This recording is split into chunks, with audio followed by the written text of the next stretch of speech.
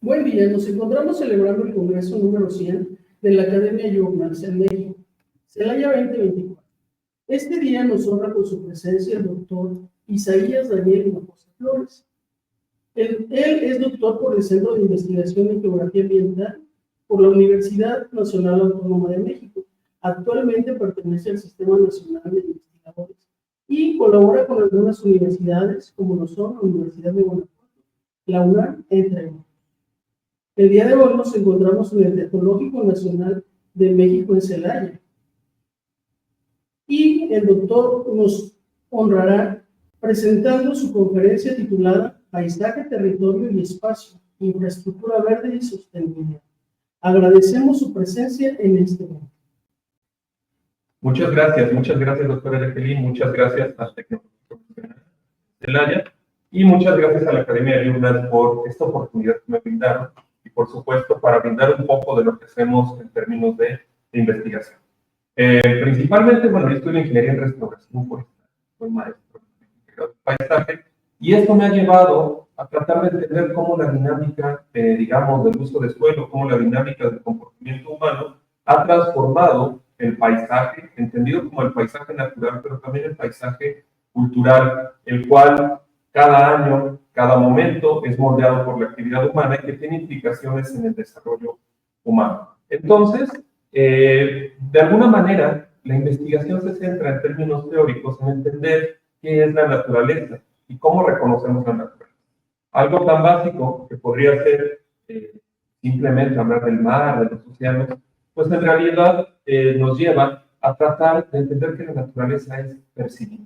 La naturaleza, como lo dice este filósofo francés, Foucault, la naturaleza es insondeable. No podemos saber hasta dónde la naturaleza empieza y termina, hasta dónde nosotros somos naturaleza y hasta dónde dejamos de ser naturaleza. Eso es importante porque estos ciclos de naturaleza, estos procesos biofísicos que nosotros los estudiamos mediante la ciencia dura, mediante las ciencias naturales, en realidad no dejan de ser una construcción a través del pensamiento cultural y humano. Es decir, la naturaleza se percibe de manera más precisa o no, pero no podemos llegar a reconocerla de manera totalmente compleja. Y este reconocimiento varía de acuerdo a la historia, a la cultura, desde los griegos lo decía desde Estrabo, y este autor Welch lo retoma de nuevo. La naturaleza es producida por la cultura humana y el ser humano depende de su posición geográfica y temporal, como decía este filósofo en el siglo XX. Nosotros somos lo que somos por estar ahí, el famoso Dasein, el ser estar ahí. Esta implicación, digamos, filosófica, nos lleva a tratar de reconocer por qué esos procesos de una naturaleza que creíamos dominar, de una naturaleza que creíamos entender a profundidad, nos está dando la cara a través de problemas ambientales, problemas socioambientales, como el cambio climático, como lo acabamos de ver ahora en España, dramáticamente, por ejemplo, con la riada de Dana, cómo somos vulnerables ante los caprichos de la naturaleza. Y hablamos de caprichos precisamente porque no podemos entender en su totalidad cómo funciona la naturaleza. Entonces, de alguna manera, hablamos de un paisaje como esta unidad de entendimiento del ser humano, de la cultura, pero también de los procesos naturales. No podemos olvidar que la naturaleza tiene sus ciclos, tiene sus procesos, como vemos en esta imagen.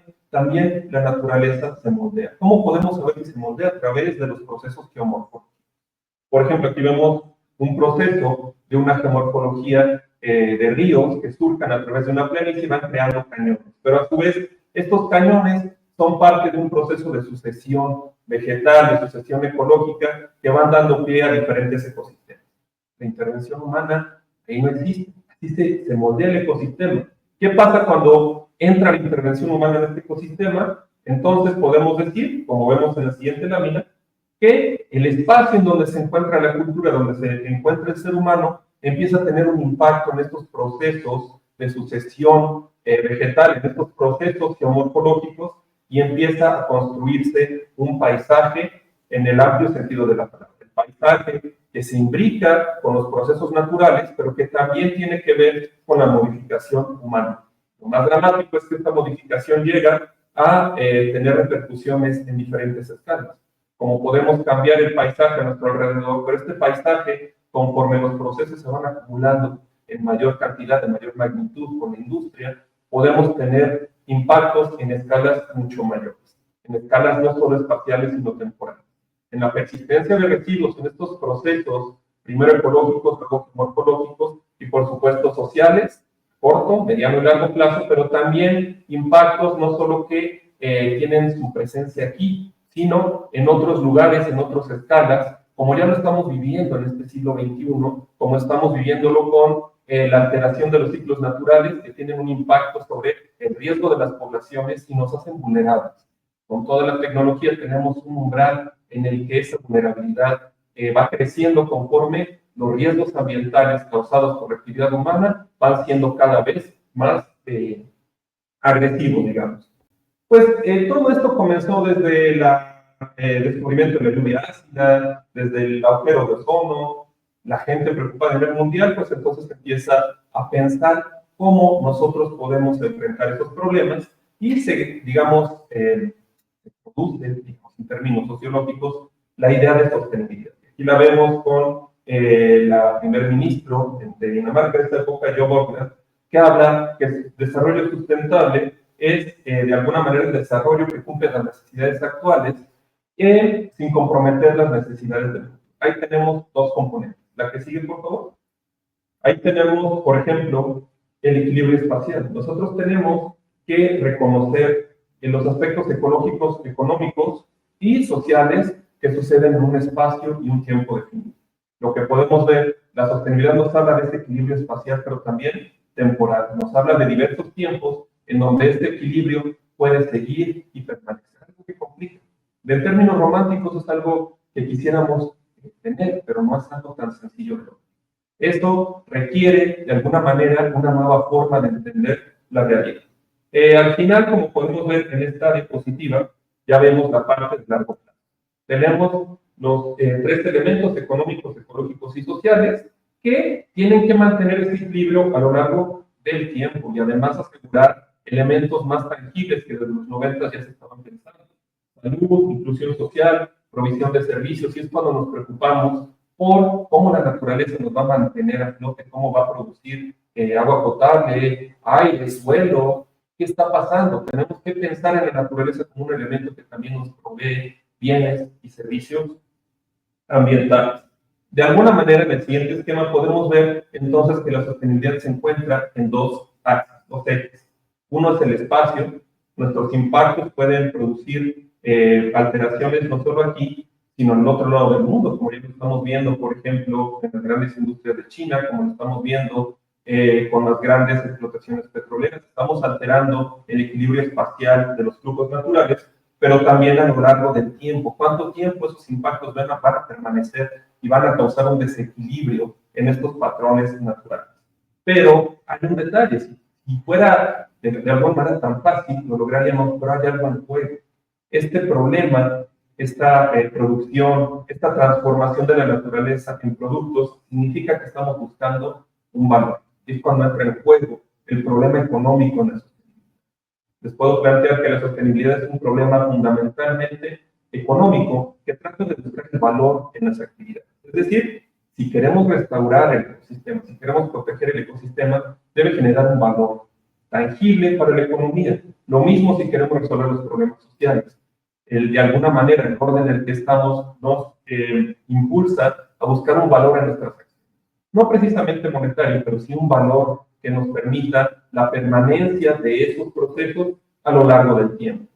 Si estas actividades nos van a dar un valor agregado, y no puedo crear, por ejemplo, un emprendimiento social que lleve a las personas un circuito de valor, mi emprendimiento no va a poder generar oportunidades para las personas. Lo mismo pasa con el ambiente. Tenemos que valorar los servicios ambientales. ¿Cómo los valoramos? Tenemos que darle, digamos, un peso a la naturaleza. Por sí misma, el peso de la naturaleza es grande. ¿Cómo podemos saber cuánto cuesta? Pues cuando nosotros no tengamos agua, cuando nosotros no tengamos árboles, vamos a saber que va a haber un impacto mismo en la economía. Ese es el valor intrínseco, digamos, de la conservación. Ese es el valor intrínseco de cuidar a la naturaleza y de buscar lo que ahora se está poniendo de moda, por así decirlo, en buscar soluciones basadas en la naturaleza. Y ahí es donde entra la infraestructura verde, ahí es donde entra el paisaje, y ahí es donde entra el entendimiento multidisciplinario, interdisciplinario, y por supuesto, este diálogo entre diferentes epistemologías, donde las ciencias sociales puedan abrirse a entender estos procesos naturales y donde estas ciencias duras puedan entender el conocimiento situado de la cultura y donde nosotros podemos ver ese entendimiento precisamente en el paisaje. Entonces, ¿cómo lo relacionamos? ¿Cómo lo evidenciamos? A nivel académico, podemos ver, por ejemplo, que estamos en una naturaleza insondable. Podemos ver en verde. La naturaleza, como les dije, como dicen los autores, es difícil de adentrar. Podemos cada vez conocerla más, podemos entenderla, pero hasta cierto límite. Podemos tener un entendimiento básico de las leyes, por ejemplo, físicas, hasta que la física se va depurando, va llegando a la física cuántica y nos dice, ¿sabes qué? Esas leyes están rebasadas. Entonces la naturaleza, poco a poco la vamos descubriendo y redescubriendo. ¿Cómo llegamos a ella? Pues a través del conocimiento de estas ciencias físicas naturales o ambientales cuando hablamos del entorno humano. Para entender entonces el problema ambiental, la sostenibilidad, tenemos que apoyar para entender ese sí problema ambiental, pero también entender cómo este se imbrica en el conocimiento sociológico. Tenemos que entender cómo el ser humano interactúa entre ellos y cómo le da valor a los procesos naturales. Si nosotros no trabajamos en darle valor a los procesos naturales, entonces no vamos a poder salvar a los recursos. Tenemos que entender cómo nos relacionamos como sociedad, cómo hay una interacción internacional, como lo dice Hannes, o cómo a través del tiempo van cambiando las formas en las que nos relacionamos, diría Ulrich. Por ejemplo, por otro lado, tenemos que hablar de esa imbricación de naturaleza y humano, ya no solamente desde la sociología, sino desde cómo la naturaleza es modificada por el ser humano y viceversa.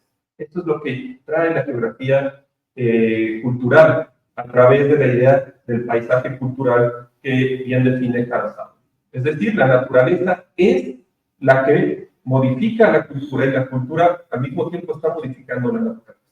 Y esto lo podemos ver en los patrones de las ciudades nuevas. Cuando traemos todavía tradiciones del campo, cuando queremos emular la cuestión rural en la ciudad.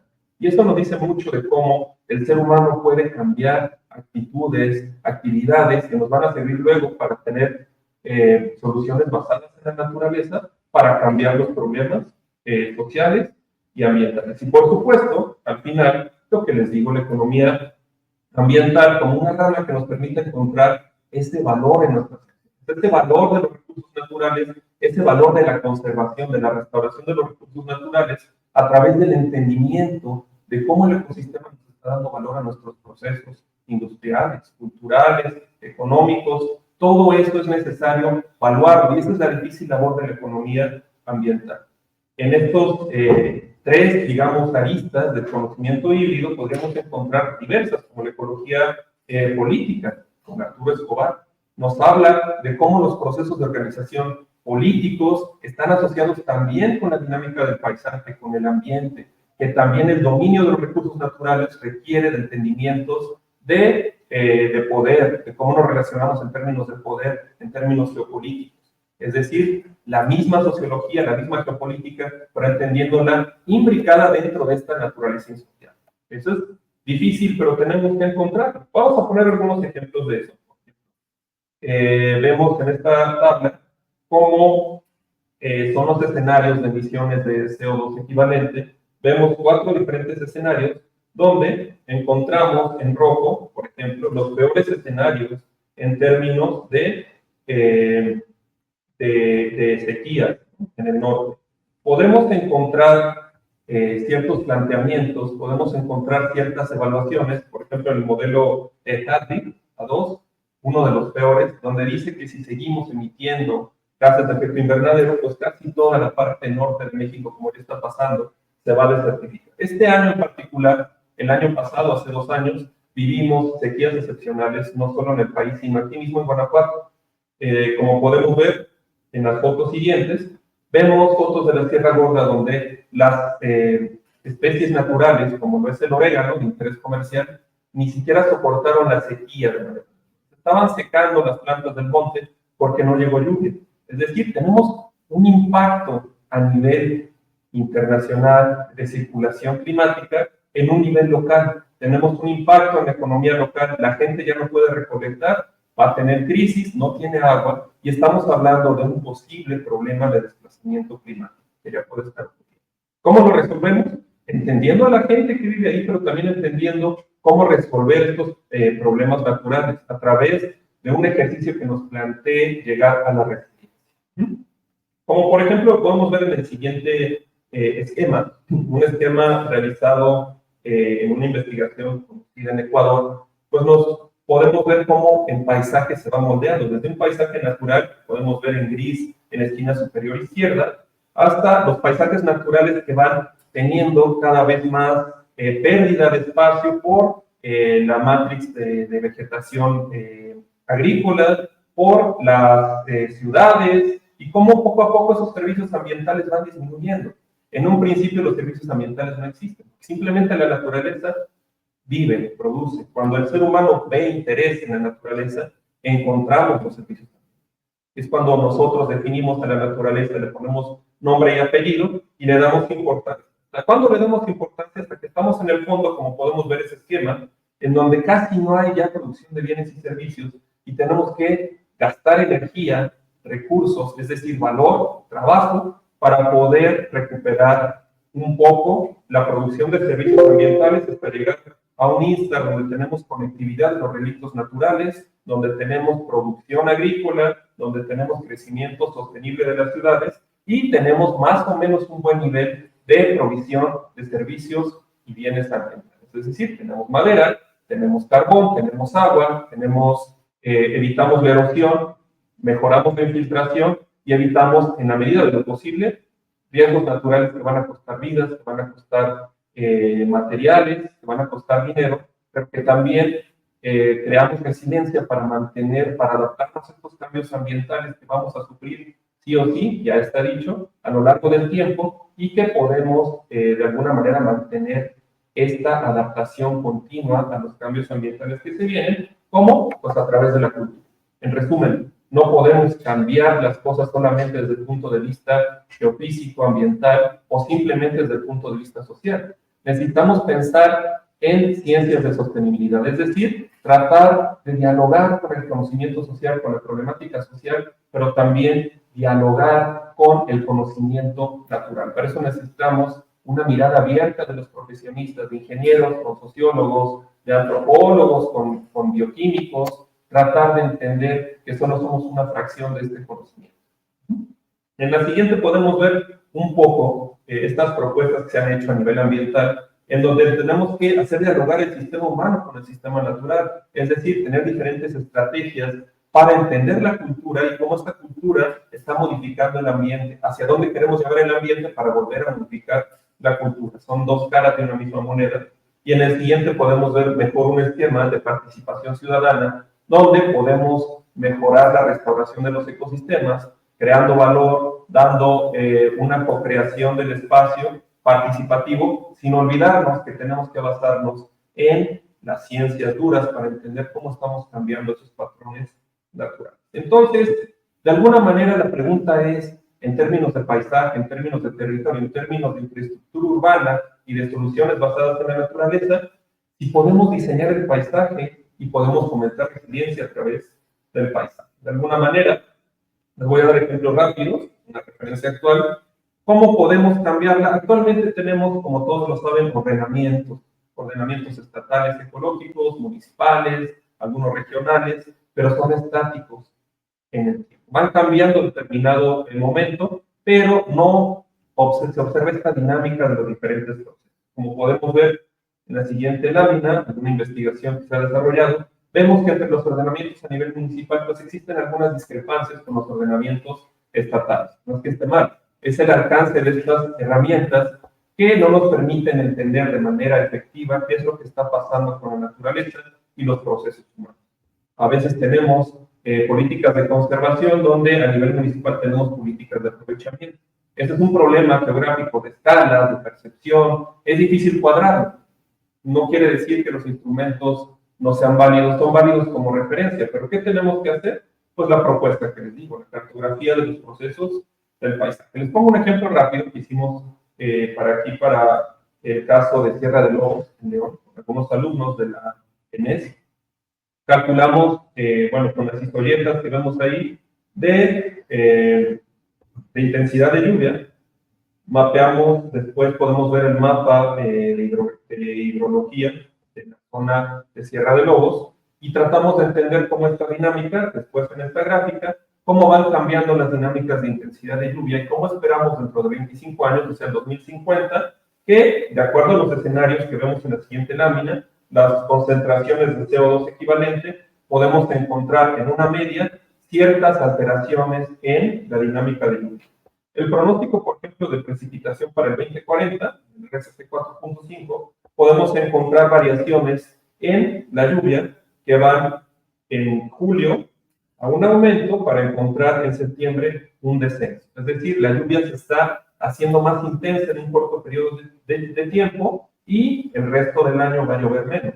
Esto trae un problema. Si podemos ver la cartografía siguiente, donde vemos en color magenta las zonas donde se espera una precipitación más intensa en 2050 y en color naranja, que se alcanza a apreciar, las zonas críticas de precipitación. ¿Cómo calculamos esto? Pues entendamos la dinámica de la geomorfología. De acuerdo a la geomorfología podemos esperar más riesgo de torrentes, podemos esperar menos, efectividad en la infiltración de agua y podemos de alguna manera modelar los sitios que tenemos que atender para evitar desastres por torrentes, ¿no?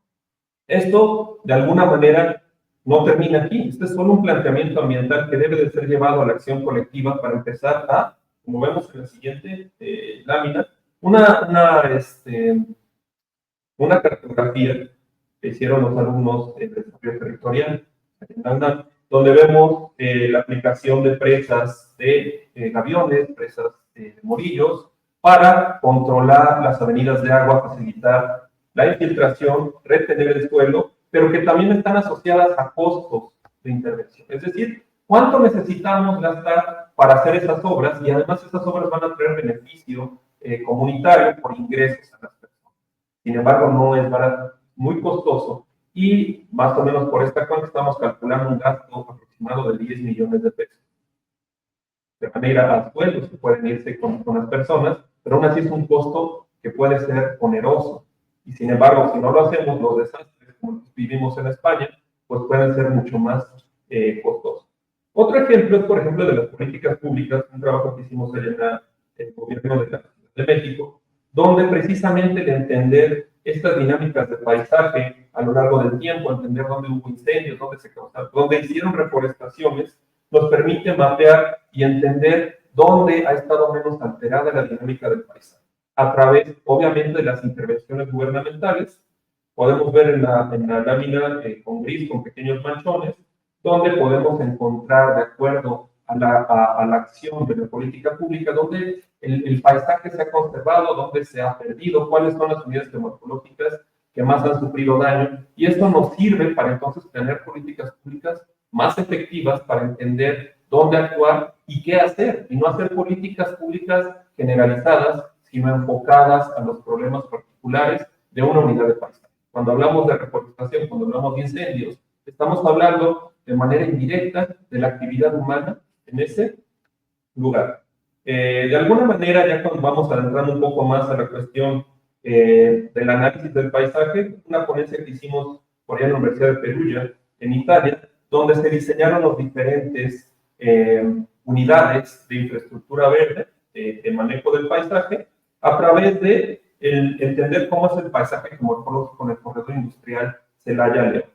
Cómo nosotros lo calculamos a través del uso de suelo, a través del conocimiento de la geomorfología, a través de la edafología, y encontramos, donde vemos en la siguiente gráfica, encontramos relación directa entre tipos geomorfológicos y uso de suelo. Eso es importante porque entonces podemos entender que cierta geomorfología tiene más vulnerabilidad a sufrir cambios o impactos ecológicos. Y de esta manera, como en la siguiente lámina, el uso de suelo y vegetación, la geomorfología, crean las unidades de paisaje, junto con el clima, junto con la hidrografía, y esas unidades de paisaje nos dan unas unidades de manejo de infraestructura verde, Como podemos ver más adelante en estos que están en gris y están en verde, podemos usar esas unidades geomorfológicas para construir puentes que puedan tener esta unión entre los pequeños relictos de vegetación que quedan para crear conectividad, para crear corredores que nos permitan mantener al menos en un mínimo los servicios ambientales que requieren las ciudades.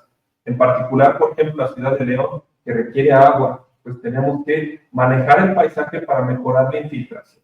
Al menos en alguna medida mayor, aprovechar esas intensidades de lluvias que se esperan para favorecer una mayor infiltración a las fuentes. Y bueno, en gris podemos ver cómo estos corredores son planteados de acuerdo a la cercanía de estos relictos y estos pequeños nodos que van a favorecer la creación de infraestructura verde sin tratar de evitar la producción agrícola. Es decir, tenemos que entender que el manejo del paisaje no solamente es un manejo natural o solo un manejo económico, tenemos que pensar en el valor de estos lugares, en el valor de la conservación y también en el valor de la actividad económica que se va a limitar con esta conservación. Al final debemos de tener una valoración positiva, pero para eso debemos de entender que tenemos la obligación de pagar por los servicios ambientales para mantener. Usando un poco de tecnología, podemos ver una investigación que se hizo en Baja California Sur, por ejemplo, un mapeo de palmares a través de vuelos con dron IBI en 10 llamados oasis humedales, en realidad. Ahí pudimos detectar la vulnerabilidad de incendios, a plagas, de alguna manera saber cuánto importa el palmar, cuánto importa cuidar el palmar y la organización de campesinos para que empiecen a limpiar sus palmares. Están abandonados. Esas están dando condiciones de incendios catastróficos.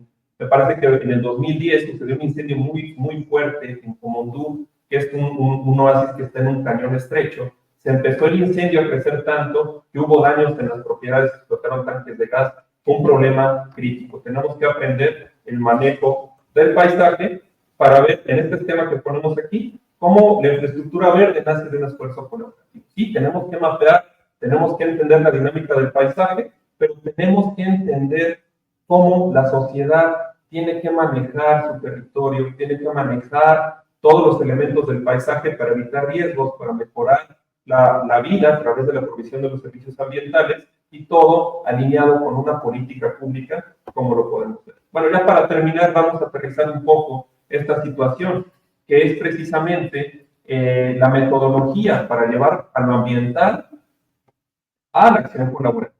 Nosotros le llamamos Sistemas de Información Geográfica Participativo, o PGIS, y esto nos permite obtener información de las personas para entender cómo ellos entienden su territorio, cómo viven en el espacio y qué acciones se pueden hacer encaminadas a crear soluciones basadas en la naturaleza. Podemos hacerlo a través de métodos sincrónicos y asincrónicos, es decir, a través de talleres directos para entender cómo la gente entiende el espacio y la naturaleza y cómo también nosotros podemos recabar encuestas que nos den elementos espaciales para encontrar sitios de riesgo, no solamente naturales, sino sitios de riesgo de violencia, sitios de pobreza, por ejemplo, donde no hay provisión de agua, como lo vivimos ahora que no hubo agua, sobre todo en la ciudad de León, donde la gente necesitaba abastecerse de agua. Y la gente lo sabe, lo importante es mapearlo para dar a nosotros estrategias, soluciones, y parece un poco difícil, porque en realidad lo que encontramos en estos mapeos colaborativos es entender cómo el paisaje era, cómo ha cambiado y qué proceso causó esos cambios. Y no siempre vamos a encontrar lo que queremos en términos de la naturaleza. Hay problemas sociales, tenemos problemas económicos, pero el reto es encontrar una solución basada en la naturaleza que nos permita mantener el beneficio social y el beneficio ambiental. Como lo vimos en el ejemplo, por ejemplo, de las presas de retención de suelo. Sí, invertir en ellas, pero también encontrar un beneficio económico y social. Tenemos que pensar en alternativas basadas precisamente en la naturaleza que nos den provisión de servicios ambientales, pero que den un beneficio social económico, de integración social y de ingresos para las personas. Aquí algunas fotos de los talleres que realizamos. Este taller lo realizamos también allá en Honduras con personas de la universidad allá en San Pedro Sula y Tegucigalpa, y hicimos mapeos históricos muy interesantes que tienen que ver en cómo el cambio se hace. Aquí, después al final tenemos un ejemplo de la Alameda de Celaya, donde se voló el dron Y estas imágenes el dron nos permite tener una perspectiva de arriba para abajo de las personas que a veces nos definen mucho cómo se están moviendo en el territorio. En esta tabla, por ejemplo, las personas llenan el entendimiento de cómo ha cambiado el paisaje, cómo era antes, cómo es ahora, y tratamos de encontrar conflictos por el uso del espacio. Una vez que conocemos estos conflictos, se plantean soluciones colaborativas que pueden llevarse a, digamos, a los órganos públicos, pero también a la investigación para conocer la factibilidad y retroalimentar. Tenemos que pensar ya en una ciencia ciudadana, tenemos que pensar en el conocimiento situado para poder incidir en la organización comunitaria y científica también. Al final vemos este mapa donde ya tenemos estas zonas, digamos, de mapeo de riesgo que la gente pudo hacer. Pues esto sería todo, les agradezco mucho, espero que haya sido de su interés y por supuesto que esto haya servido para plantear perspectivas nuevas sobre la necesidad de colaborar con diferentes disciplinas, la necesidad de entender de manera más compleja el problema de la sostenibilidad y tratar de cumplir con los retos que se vienen, no solo en discurso, sino en las necesidades de entender la naturaleza y la sociedad para resolver nuestros problemas que cada día son más apremiantes. Gracias. Doctor, tenemos algunas preguntas de nuestro público que me gustaría que nos ayudara a resolver. La primera de ellas es que nos preguntan ¿cómo impacta la actividad del ser humano en los paisajes? Bueno, realmente la actividad humana es el paisaje mismo. En realidad no es que impacte, sino que el paisaje es moldeado por la actividad humana y la actividad humana moldea. Es como ver un arroyo y una corriente. El paisaje es producto de la actividad humana y cuando este paisaje se altera, modifica a su vez a la actividad humana. Entonces, tenemos que pensar en eso como un todo. Tenemos que pensarnos como parte de este elemento integrador para saber que nuestra actividad es influenciada por el aspecto del paisaje y que también el paisaje nos va a influenciar. Este juego de palabras, este juego, digamos, de ir y de regreso, nos permite entender que no basta con que cambiemos nosotros, sino que tenemos que hacer esfuerzos para restaurar el ecosistema al mismo tiempo que nosotros cambiamos nuestras actividades. Cuando el ecosistema se restaure, cuando el paisaje se restaure, entonces nosotros podemos tener actividades que nos van a dar más valor gracias a la generación de bienes y servicios. Ok, doctor. Otra de las preguntas que teníamos de nuestros asistentes sería, ¿cuál es la solución más sostenible para conservar la naturaleza? De alguna manera, es una pregunta capciosa. Realmente no hay una mejor acción. Tenemos que entender precisamente la dinámica del paisaje, saber en qué situación tenemos los recursos naturales, los bienes y servicios ambientales, y en qué situación tenemos a nuestra sociedad. No podemos pensar en invertir mucho gasto en el ambiente cuando tenemos que hacer soluciones equilibradas que nos permitan salir de esos problemas compartidos a través de acciones completas. Y por eso tenemos que entender el paisaje y las dinámicas de la sostenibilidad como acciones diversas, acciones a través de una investigación interdisciplinaria que nos permita solucionar diversos problemas. Ok. Otra pregunta que tenemos por acá, doctor, es ¿cómo podemos prevenir una desertificación a futuro? Eso también. Realmente, cuando yo trabajé en el gobierno, 15 años, se estaba poniendo de moda los programas de desertificación. De repente, se fueron estos programas de desertificación. Cuando en realidad lo que estamos viendo en todos los escenarios es que México se está desertificando. Es decir, va a llover menos y va a llover de manera más intensa. ¿Qué tenemos que hacer? Pues crear actividades que nos den precisamente resiliencia, que nos adaptemos a estos cambios climáticos que van a acontecer. Ya lo sufrimos aquí en Guanajuato en los últimos 2 años, tuvimos sequías excepcionales y no hicimos, bueno, de alguna manera tenemos que actuar en el paisaje para nosotros no tener esos impactos tan fuertes. ¿Cómo? Sembrando árboles, haciendo manejo de cuencas, conservando, creando corredores para que los servicios ambientales permanezcan a lo largo del tiempo a pesar de la sequía. Sin embargo, tenemos que pensar también en tecnologías verdes. Tenemos que pensar en introducir nuevas especies, en pensar en nuevas tecnologías que se puedan adaptar a estos cambios. Tenemos que actuar con gente que sepa de ecología, pero también con gente que pueda cambiar las acciones humanas que se adaptan a esos cambios también de las. Ok, doctor, pues muchísimas gracias a nuestro público, muchísimas gracias, doctor, por su asistencia.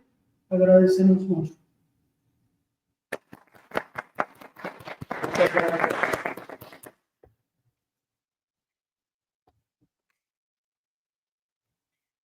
Está concordando la pregunta que ya no